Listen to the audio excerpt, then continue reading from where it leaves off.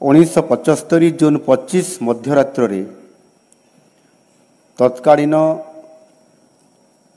ଆମ ଦେଶର ପ୍ରଧାନମନ୍ତ୍ରୀ ଇନ୍ଦିରା ଗାନ୍ଧୀ ଆଭ୍ୟନ୍ତରୀଣ ଅଶାନ୍ତି ବାହାନାରେ ଭାରତରେ ଜରୁରୀକାଳୀନ ପରିସ୍ଥିତି ଲାଗୁ କରିଥିଲେ। ଏହି ନିଷ୍ପତ୍ତି କୌଣସି ଯୁଦ୍ଧ କିମ୍ବା ବିଦ୍ରୋହ ଯୋଗୁଁ ନୁହେଁ, ବରଂ କ୍ଷମତା ବଞ୍ଚାଇବା ପାଇଁ ଏବଂ ତାଙ୍କ ନିର୍ବାଚନକୁ ବାତିଲ କରିବା ପାଇଁ ହତାଶ ହୋଇ ଏ ନିଷ୍ପତ୍ତି ନିଆଯାଇଥିଲା। କଂଗ୍ରେସ ପାର୍ଟି ଏହି କଳା ଅଧ୍ୟାୟରେ କେବଳ ଗଣତାନ୍ତ୍ରିକ ପ୍ରତିଷ୍ଠାନଗୁଡ଼ିକୁ ଦଳି ଦେଇଥିଲା ତା ନୁହେଁ, ବରଂ ଗଣମାଧ୍ୟମର ସ୍ୱାଧୀନତା ଏବଂ ନ୍ୟାୟପାଳିକାର ନିରପେକ୍ଷତା ଏବଂ ନାଗରିକଙ୍କର ମୌଳିକ ଅଧିକାରକୁ ମଧ୍ୟ କ୍ଷତ ବିକ୍ଷତ କରି ସମ୍ପୂର୍ଣ୍ଣ ଭାବରେ ଧୂଳିସାତ କରିଦେଇଥିଲା।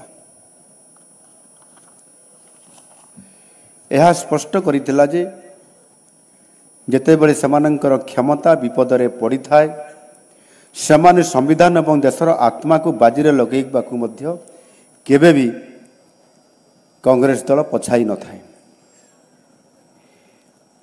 ଆଜି 50 ବର୍ଷ ପରେ ମଧ୍ୟ କଂଗ୍ରେସ ସେହି ମାନସିକତା ସହିତ କାମ କରୁଛି। କେବଳ ପଦ୍ଧତି ବଦଳିଛି, ଉଦ୍ଦେଶ୍ୟ ଏବେ ବି ପୂର୍ବ ଭଳି ଅଛି। ସେହି ଏକଛତ୍ରବାଦୀ ଢାଞ୍ଚା ଏବେ ବି ତାଙ୍କ ହୃଦୟ ଭିତରେ ଅଛି।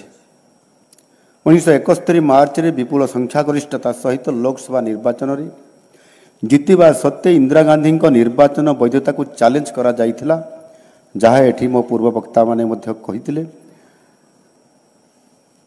ଏବଂ ତାଙ୍କ ବିରୋଧୀ ପ୍ରାର୍ଥୀ ରାଜନାରାୟଣ ଦୁର୍ନୀତିଗ୍ରସ୍ତ ଆଚରଣ ଏବଂ ସରକାରୀ ଯନ୍ତ୍ରପାତିର ଅପବ୍ୟବହାରକୁ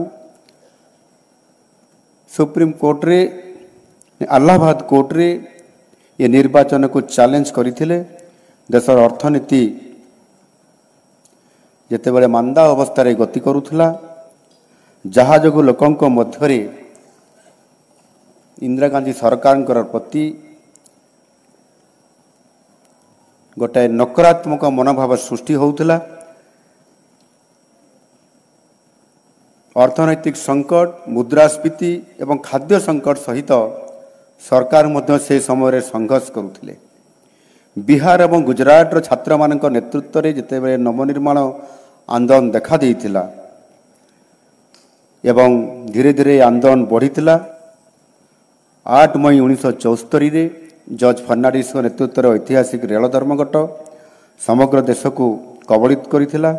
ଏହି ଆନ୍ଦୋଳନକୁ ବନ୍ଦ କରିବା ପାଇଁ ଇନ୍ଦିରା ଗାନ୍ଧୀ 1974ରେ ସର୍ବପ୍ରଥମେ ଏ ଜରୁରୀକାଳୀନ ପରିସ୍ଥିତି ଲାଗୁ କରିବା ପୂର୍ବରୁ 1974ରେ ଗୁଜରାଟରେ ରାଷ୍ଟ୍ରପତି ଶାସନକୁ ସେ ସର୍ବପ୍ରଥମେ ଲାଗୁ କରିଦେଇଥିଲେ।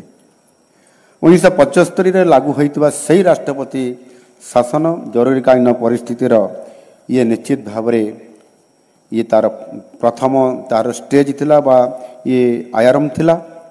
ଏହା ସହିତ ବିହାରରେ କଂଗ୍ରେସ ସରକାରଙ୍କ ବିରୁଦ୍ଧରେ ଯେଭଳି ଭାବରେ ଜନସନ୍ତୋଷ ବୃଦ୍ଧି ପାଇଲା ଏବଂ 1975ରେ ଅନୁଷ୍ଠିତ ଗୁଜରାଟ ବିଧାନସଭା ନିର୍ବାଚନରେ ସେ ସମୟରେ କଂଗ୍ରେସ ସମ୍ପୂର୍ଣ୍ଣ ଭାବରେ ପରାଜୟ ବରଣ କଲା। 12 ଜୁନ 1975ରେ କୋର୍ଟ ନିର୍ବାଚନରେ ଇନ୍ଦିରା ଗାନ୍ଧୀଙ୍କୁ ଦୋଷୀ ସାବ୍ୟସ୍ତ କଲେ।